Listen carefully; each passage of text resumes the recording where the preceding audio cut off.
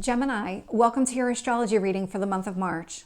And so before I jump into this, the only disclaimer I'm going to put out there is that this is going to be more accurate for your rising sign. And so to get your rising sign, because a lot of people don't know it, just run a free birth chart. You just need to know where you were born, when you were born, time included. And so with that said, it is still applicable to your sun sign as well. So your rising sign is how other people perceive you. Your sun sign is how you express yourself. And so they're both valid. It's just that the rising sign is a little bit more accurate. And then there's also the moon sign. And so that is how you process everything through that emotional lens. And so for you, in the month of March, there is a lot of Pisces energy. There's a lot of Aries energy. And where it impacts you the most is in your 10th and 11th houses here. So that's your house of career and public reputation. It is also your community. And so right away, Mercury enters Aries. That happens on the 9th, and it happens at 11:03 p.m. Eastern Time. And so when that happens, Mercury, Chiron, and the North Node are all in the sign of Aries. This is what's impacting your house of career, or not career, I'm sorry, your house of community. And so with this energy, this Mercury in Aries, this is all about the types of communication you want to have. It can be very direct communication, open, blunt, honest communication.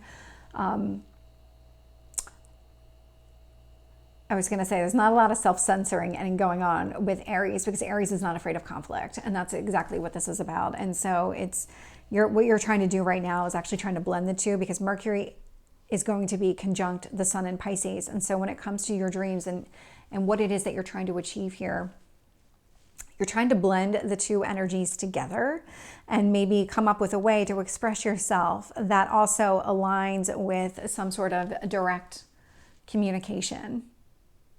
And where it really impacts you the most is in your 11th house and your 10th house. So the goals that you've set for yourself in your career, the words and actions within your community are going to influence your career goals. And so it is about being mindful, and maybe it's about reaching out to people in your community, asking for assistance or guidance to help you with your career, but do it in a way that actually gets them to support you and not in a combative type of way. Or it could be the other way around, where you're just so excited about these opportunities at work and you need somebody to help you maybe write a cover letter or work on your resume, anything along those lines. And so all of that really, because this is a conjunction, so the energy is very blended together. Mercury is also going to be conjunct Neptune and Pisces, and so this is about really, it's your goals, really focusing here on your goals when it comes to your career. What is it that you want? What are you trying to achieve? And it could be more public reputation if that's more important to you. It just depends on what type of career you're in. And we'll also have Mercury sextile Pluto in Aquarius. And so this energy here, so we've got your communication.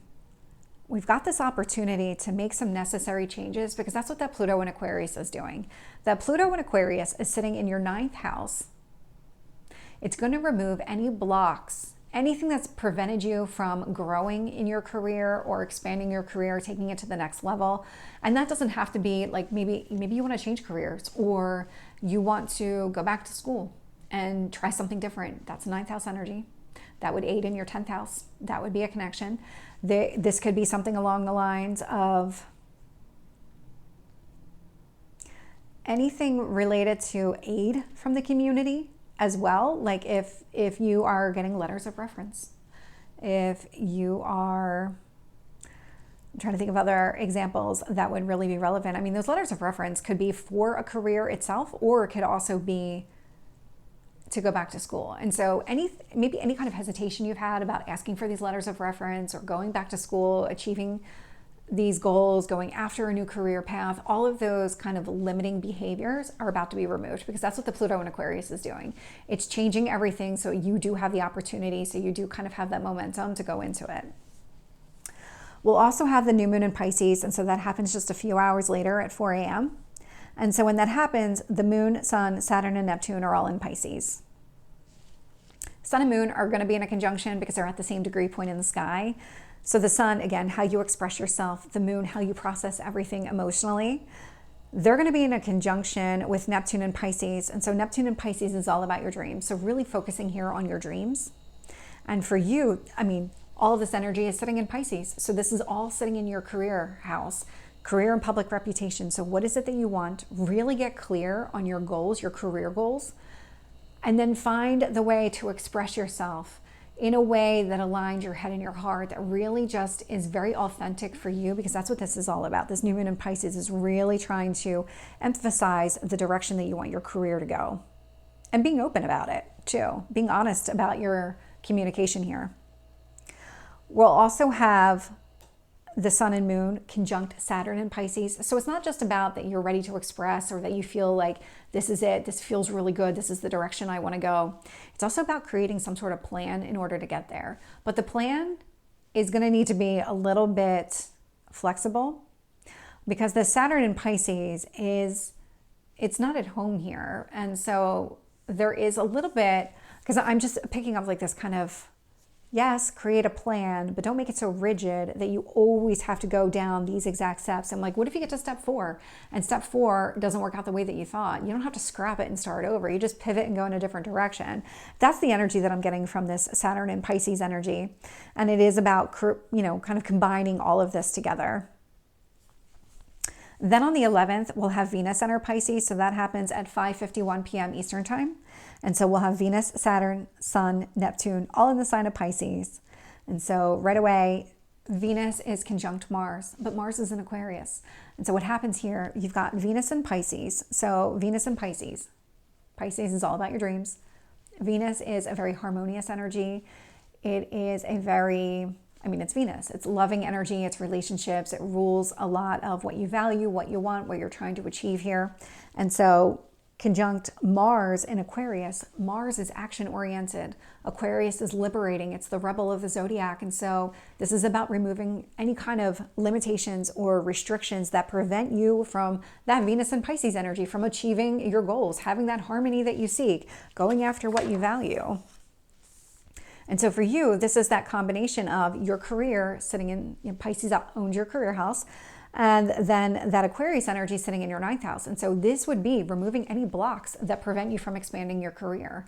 This would be allowing you to really go after those goals here. And then on the 19th, we have the sun enter Aries. And so that happens at 11:07 p.m. Eastern time. And so this is the vernal equinox. In the Northern Hemisphere, this is the start of spring.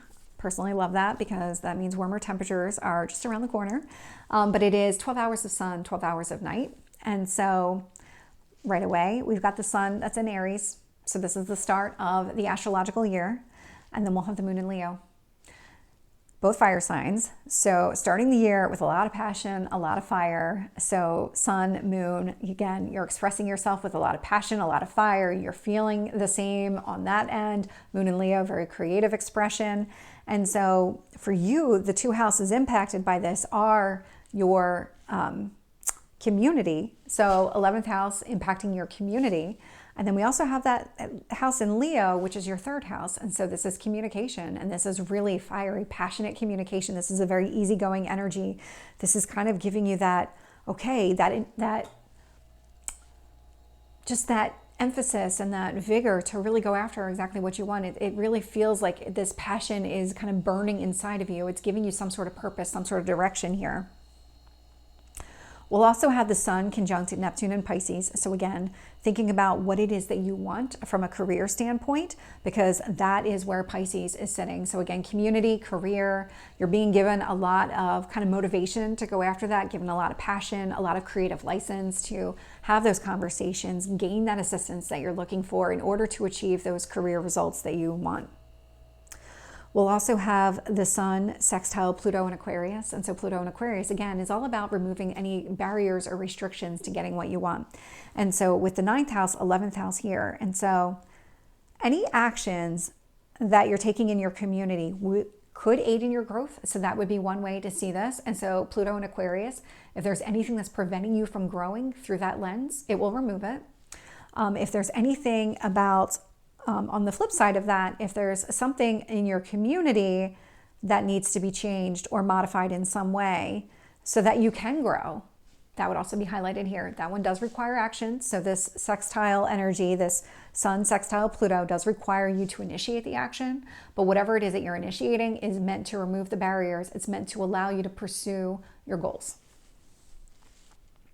And then on the 22nd, we'll have Mars enter Pisces. So that happens at 7:48 p.m. Eastern Time. And so we'll have Mars, Venus, Saturn, and Neptune all in the sign of Pisces. And so what this means is Mars in Pisces is going to be less confrontational.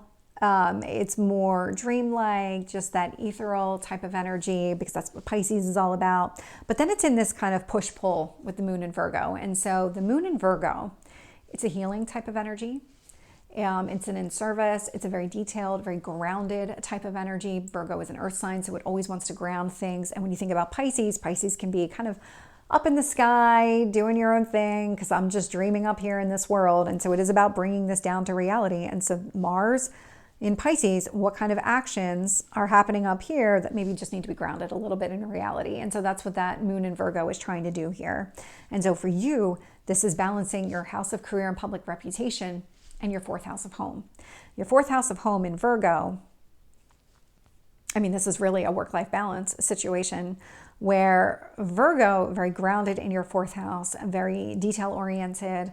There's something here that needs to be balanced with your career. It might be, and I'm not able to articulate exactly what I'm feeling at the moment, but it's almost like if you do too much, you take on too many tasks at home, and that prevents you from working extra hours in order to get extra pay or whatever it is. There's something here within your home that might be grounded or may help you ground those dreams. But it could be the other way around too, is that like you have these dreams, but there's something in your home life that's preventing you from going after them, or it's really stopping you from going after them. Because what's being highlighted here is this opposition where it's about finding this happy medium between the two, that neither one should win this. You need to find that happy medium. Where's that compromise? Mars will also square Uranus and Taurus. And so Uranus and Taurus. Taurus is a very grounded energy. It's another earth sign, so it's very practical, down to earth. Venus is the ruler there, but Uranus, I mean, it's all about sudden change. It's the Tower card in tarot. And so Uranus and Taurus, whatever it's shaking up is meant to bring you back down to reality. It's meant to kind of ground you in what you value, what you prioritize, what you find harmonious, what you want here. And so for you, what's happening is 10th house and 12th house. So that Uranus and Taurus energy, the shakeup that's happening is actually going to be internal to you. That 12th house is the subconscious.